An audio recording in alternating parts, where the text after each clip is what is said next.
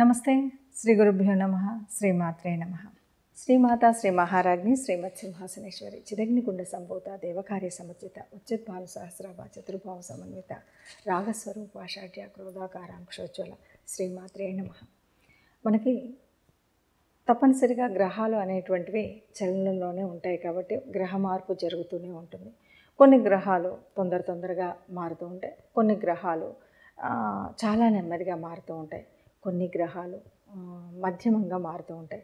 అలాంటి గ్రహాల్లో కుజుడు 45 రోజులకు ఒక్కసారి ఒక రాశి నుండి ఇంకో రాశిలోకి మారుతూ ఉంటాడు.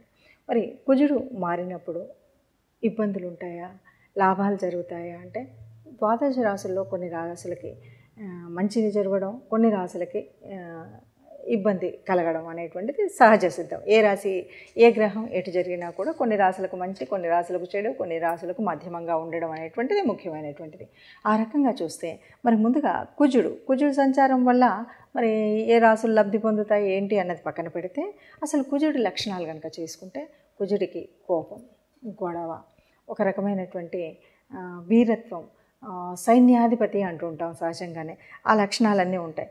కుజుడు బాగుంటే ఇవన్నీ బాగుంటాయి, మంచి ఉద్యోగాలు సైన్యంలో ఇట్లా ఉంటాయి. అలా కాకుండా ఉంటే కొన్ని యాక్సిడెంట్స్ ఇలాంటివన్నీ జరిగేటువంటి పరిస్థితి ఉంటుంది.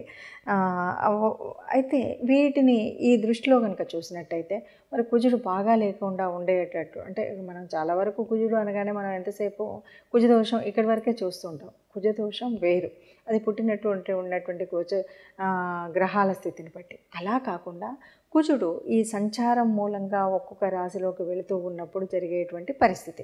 అలా చూస్తే కనుక మకర రాశిలో నుండి మళ్ళీ ఆయన ఇంకో రాశిలోకి కుంభరాశిలోకి వెళ్ళాలి అంటే 45 రోజులు ఇక్కడ ఉంటాడు. ఈ 45 రోజుల కాలంలో మిగతా గ్రహాల వారికి, మిగతా రాశుల వారికి ఎలా ఉంటుంది అన్నది మనం చెప్పుకునేటువంటి ప్రయత్నం చేద్దాం. అయితే ఒకటి, కుజుడు బాగున్నప్పుడు భూముల విషయంలో వీటిలో బాగా కలిసి వస్తుంది అంటారు. రియల్ ఎస్టేట్ విషయాల్లో బాగా వస్తుంది. ఒకవేళ యోగించకపోతే, ఒకవేళ బాగా లేకపోతే వీటి వల్ల నష్టం వస్తుంది. కాబట్టి ఈ విషయంలో మనం జాగ్రత్త తీసుకోవడం కోసమే మనం చేసేటువంటి ప్రయత్నము కుజ సంచారం ఎక్కడెక్కడ ఉంటే ఎవరికి ఎలా ఉంటుంది అని చెప్పుకునేటువంటి ప్రయత్నం మనం చేస్తామన్నమాట. అయితే మొదటి 14 రోజులు తర్వాత అంటే మకరం నుండి కుంభంలోకి వెళ్ళినప్పుడు వేరుగా ఉంటుంది. కాబట్టి మొదటి 14 రోజులు ఎలా ఉంటుంది, తర్వాత ఎలా ఉంటుంది అంటే మకర రాశిలో ఉన్నటువంటి వాడు ఫిబ్రవరిలో కనుక చూస్తే మొదటి 14 రోజుల తర్వాత 15వ తారీఖు అప్పటి వరకు కుజుడితో పాటు ఉన్నటువంటి రవిగ్రహము కుంభంలోకి వెళుతుంది. అలా రవిగ్రహం కుంభంలోకి వెళ్ళేసరికి కుజుడు తన యొక్క శక్తిని అంతా కూడా ప్రదర్శించగలుగుతాడు. రవితో ఉన్నప్పుడు ఆ ప్రదర్శన ఉండదు కాబట్టి తన యొక్క స్వయం ప్రతిపత్తిని ప్రయోగించగలిగే శక్తి ఉండేటువంటి స్థితి మనకు కనిపిస్తుంది. కాబట్టి కుజగ్రహం ఈ 45 రోజుల వల్ల మిగతా ద్వాదశ రాశుల వారికి ఎలా ఉంటుందో చూద్దాం. ఇక తదుపరి రాశి వారు సింహరాశి వారు. సింహరాశి వారికి 6లో ఉన్నాడు కుజుడు. 6లో కుజుడు ఉన్నప్పుడు ఇది ఆరోగ్యానికి కొద్దిగా, అయితే సింహరాశి వారికి ఇక్కడ ఏంటంటే రవికి కుజుడు మిత్రుడు మొదటిది. కుజుడు ఉచ్చలో ఉన్నాడు.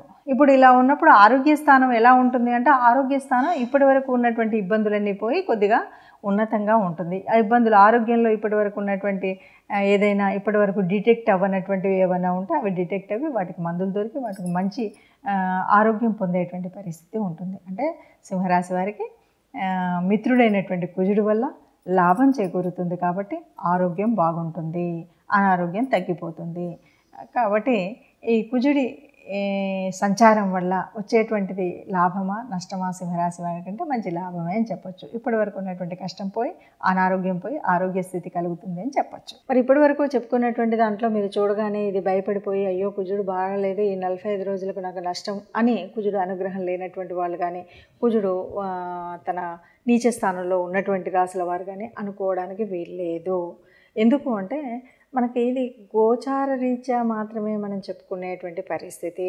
మీకు మీ జన్మజాతకంలో ఎలా ఉందో ఆ గ్రహాల యొక్క స్థితిని బట్టి, ఆ గ్రహాల దశ నడుస్తున్న దశను బట్టి, నడుస్తున్నటువంటి అంతర్దశను బట్టి, అంతేకాదు గ్రహాల యొక్క యుతి, దృష్టి, వీటన్నింటి యొక్క ప్రభావం ఉంటుంది. ఇవన్నింటిని దృష్టిలో పెట్టుకుంటే తప్ప మనకి ముందుకు వెళ్ళలేము. కాబట్టి ఏదో ఇలా చెప్పారు కాబట్టి ఇంకా నాకేమీ అంత అంటే ఏదో కుజుడు నాకు నిజ స్థానంలో ఉన్నాడు, కుజుడు శత్రువులతో కలిసి ఉన్నాడు, ఇలాంటి భావన మాత్రం అస్సలు పొందకండి. ఇదంతా కూడా కేవలం 30-40% గోచార రీత్యా ఉండేటువంటి ఫలితం ఉంటుంది. ఈ 30-40% ఉన్నప్పుడు మరి ఎందుకు చెప్పుకోవాలి అని అనకండి. ఎందుకు చెప్పుకోవాలంటే ఈ 30-40% అయినప్పటికీ కూడా మనకు ఈ నెల రోజులు ఆ ఇబ్బంది కూడా ఉండకుండా ఉండాలంటే రాబోయేటువంటి ప్రమాదం ఏంటి, రాబోయేటువంటి లాభం ఏంటి, రాబోయేటువంటి స్థితి ఏంటి, రాబోయేటువంటి ఈ స్థితిగతులను తెలుసుకొని దానికి కావాల్సినటువంటి దేవతా ఆరాధన కానీ, ఆ గ్రహ అనుకూలతకు చేయవలసినటువంటి పనులు కానీ, పూజలు కానీ చేసుకుంటూ, లేదు కోపాన్ని కాస్త నివారించుకోవడం, లేదు ప్రయాణం చేసేటప్పుడు కాస్త తగు జాగ్రత్తల్లో వెళ్ళడం, ఇలాంటివన్నీ నిర్ణయాలు తీసుకుంటాం. కాబట్టి ఈ నిర్ణయాల కోసమే మనం ముందు జాగ్రత్తగా ఈ విషయాలు చెప్పుకుంటూ ఉంటాము. అలా చెప్పుకుంటూ మరి ఏం పరిహారాలు చేద్దామో చూద్దాం. కుజగ్రహం అనగానే ఇది భూగ్రహం. ముఖ్యంగా కుజగ్రహ దోషాలు ఉన్నప్పుడు మనం మంగళవారాలు పూజ చేయడము, అలాగే కుజుడికి అధిపతి అయినటువంటి వాడు మరి సుబ్రహ్మణ్య స్వామిని ఆరాధించడం, ఇవి చేస్తాం. గ్రహాలు అంటే కుజుడు మనకు యోగించకపోని ఈ 45 రోజుల కాలం కనుక మనం సుబ్రహ్మణ్య స్వామి ఆరాధన చేసిన, ఏదైనా సరే ఎవరికైనా దానం ధర్మం చేసేటప్పుడు కందిపప్పు ఇలాంటివి దానం చేసిన, ఎర్రటి వస్త్రాలు దానం చేసినా మనకు అనుకున్నటువంటి ఫలితం ఉంటుంది. అయితే ఇక్కడ మహాదశ అంతర్దశలు కూడా వీటికి కనెక్ట్ అయినప్పుడు ఉండేటువంటి పరిస్థితి ఒకలాగా ఉంటుంది, లేనప్పుడు ఒకలాగా ఉంటుంది. అలాగే ఇప్పుడు మనం చెప్తున్నటువంటి దానికి త్రికోణాధిపత్యం ఏదైనా వచ్చినట్టయితే వేరేలాగా ఉంటుంది. అంటే 159 లాట్స్లో కనుక కుజుడు ఉన్నప్పుడు మంచి చేస్తాడు. ఆ మంచి చేసేటువంటి పరిస్థితి వేరేలాగా ఉంటుంది.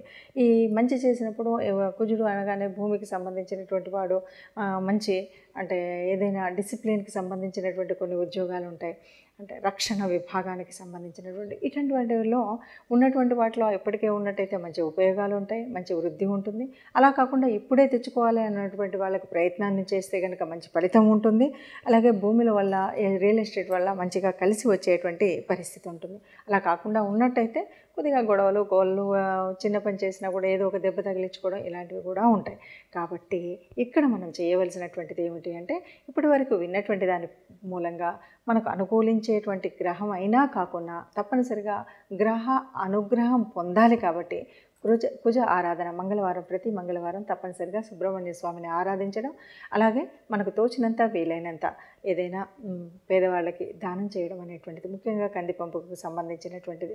అది కాదు, ఇదేది కాలేదు అంటే కనీసం మనం గోశాలకు వెళ్ళి గోశాలలో గోమాతకి గోగ్రాసం ఇవ్వడం లాంటివి చేసినట్టయితే మనకు ఈ గ్రహం వల్ల వచ్చేటువంటి అననుకూలత ఏదైనా ఉంటే పోతుంది. శుభంగా అనుకూలత వల్ల వచ్చేటువంటి శుభ ఫలితాలు మాత్రమే వస్తాయి. ఇది దృష్టిలో పెట్టుకొని అందరం కూడా ఈ కుజ అనుగ్రహం పొందడం కోసం ప్రయత్నం చేద్దాం. నమస్తే.